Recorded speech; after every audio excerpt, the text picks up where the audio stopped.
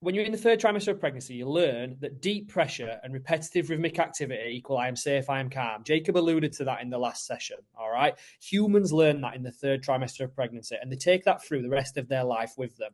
What happens to children and young people in the classroom is they show us those behaviors, but they do it in an inappropriate way. So, for example, you are all giving yourself deep pressure and repetitive rhythmic activity with your body language right now. Some of you will have your legs folded underneath the chair. Some of you will be sat on your arms. Some of you will be leaning somewhere. All of those things are perfectly acceptable and perfectly fine. If they were happening in the classroom, happy days.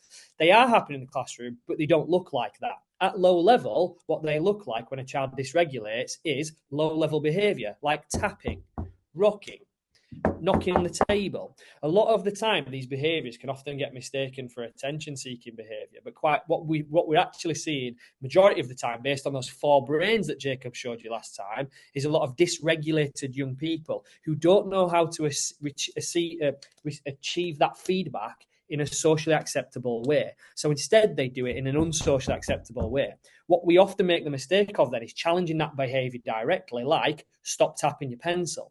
What happens then is the pencil gets thrown or the behaviour gets worse. And when they throw the pencil or tip the chair, they receive more sensory feedback, more pressure to help them regulate, or another repetitive rhythmic activity. Shane, stop telling me to throw chairs. You know what's coming next. I'm going to punch walls. I'm going to hit things. I'm going to slam doors. I'm going to tip things over. I'm going to seek even more pressure and even more sensory input to help me regulate. None of those things are acceptable. But we have to have an understanding that the brain seeks what the brain needs. If we don't offer something as an appropriate response and strategy to supporting that young person's regulation, they're going to show us they need it by a piece of behaviour. And quite often it's a challenging piece of behaviour. So what I want to do with you here is share some examples of some strategies. I'm conscious about changing my slide now, Shane. I might just not even change my slide and just talk to you about it. I want to share some strategies with you that are appropriate ways to seek pressure in the classroom, which are quick, that don't take loads of time, which can start to shift those behaviour changes, if that's okay.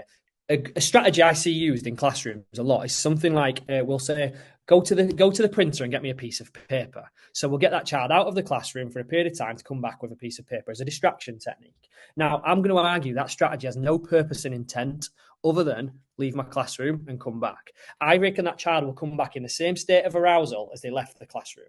If a child is hyper aroused in your class and they're seeking pressure by being fizzy and rocking and tapping and fidgeting, simply letting them leave the classroom for a few minutes to come back isn't going to regulate them. Because what you need to regulate, as I've already articulated, is deep pressure or repetitive rhythmic activity. Great if you can give them both. So what an alternative supplementary strategy to that would be is something like this.